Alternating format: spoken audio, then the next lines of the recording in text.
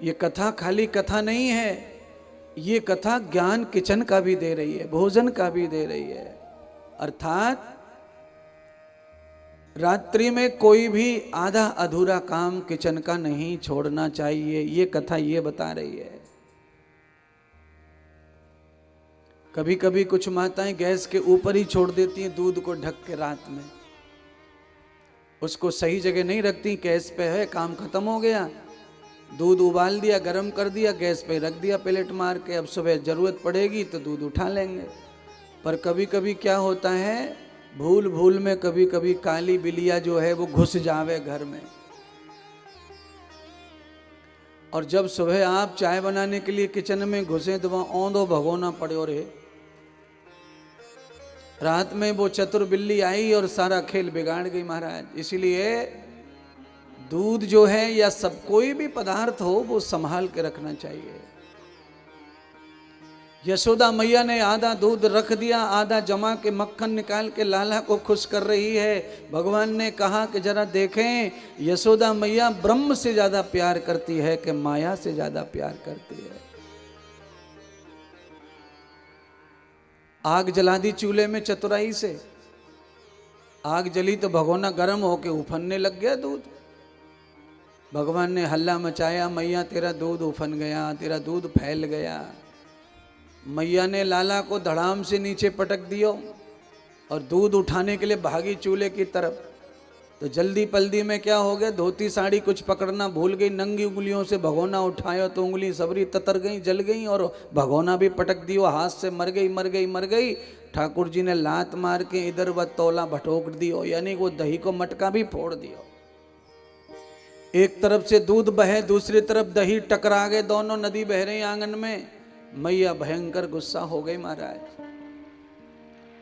बच्चा जब दूध और दही फैलाता है तो मां को अधिक गुस्सा आता है, ये ध्यान रखना। कुछ फोड़ दे तोड़ दे तो कम आता है, पर दूध दही फैला तो गुस्सा ज्यादा आता है। हमारे हिंदू धर्म में दूध को पूत के समान माना गया है, पुत्र के समान दूध होता है।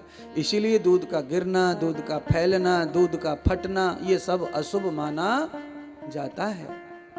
और इनके लॉजिक हैं, ये अंधविश्वास नहीं है।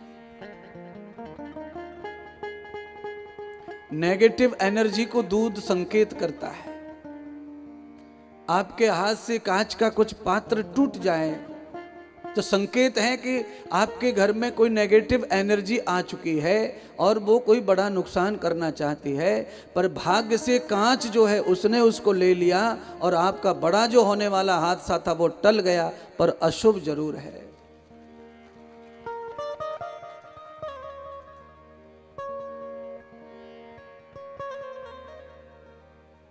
दूध का बर्तन, घी का बर्तन टूट जाना बच्चों के लिए हानिकारक बताया है, पुत्र के लिए हानिकारक है। ऐसा घर में कुछ हो तो समझ लो संतान पर कोई आपत्ति आने वाली है। और जब ये संकेत हो जाए तो परमात्मा की शरण में चले जाओ सीधे। घर में जो मूर्ति वगैरह रखी हैं आप वहीं दंडवत हो जाओ, हे प्रभु अब रक्षा करो। आदृष्टम पदोर परसत्तमूलम नेत्रो गति न पश्यताम। परमात्मा इन पुतलियों से तो सुई में धागा पड़ता नहीं है, तो हम कैसे देखें कि हमारा संकट कहाँ खड़ा है। आप तो बिना नेत्रों के देख लेते हो, आप कृपा करो और हमारे संकट को देख के बताओ कि वो कहाँ खड़ा हुआ है और हमें बचाओ इससे। मैं आपको कह सकता हूँ विश्वास के साथ, इस तरह से परमात्मा के सामने कोई अपनी परेशानी रख देता है, परमात्मा जिम्मेदारी स्वीकार कर लेते हैं, वो रक्षा करते महाराज। पर आदमी क्या है, अपने ईगो के चक्कर में कुछ स्वीकार नहीं करता है। महात्मा संतों ने कंस को भी कहा था, देखो कंस, सगुन अच्छा नहीं है, तुम्हारी बहन को रथ में बिठाकर तुम विदा कर रहे हो और रथ हाँक रहे हो, तुम्हें अक्ल नहीं है कि तुम्हें सगुन नहीं समझ रहा है। अरे सगुन देखो, सामने से खाली बर्तन लेके औरत आ रही है, पानी भरने का जो बर्तन सिर पे रख के खाली, अगर महिला पड़ जाए तो यात्रा रोक देनी चाहिए। और भरा हुआ बर्तन पानी का पड़ जाए तो यात्रा प्रारंभ कर देनी चाहिए, सफलता की ओर जाएंगे आप। अब ये बात ऐसी है कि ये बातें बहुत ही अनुभव की और प्रामाणिक है, समाज की पुरानी बातें। ये कोई टोटका बोटका नहीं समझना है इसको मेरी तरफ से।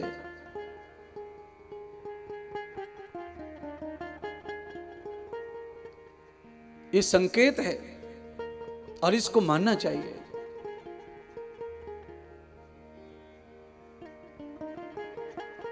जिसकी आंखों का रंग नीला हो, ऐसा कोई व्यक्ति या जानवर आपके सामने आता हो यात्रा में, तो भी यात्रा को रोक दो।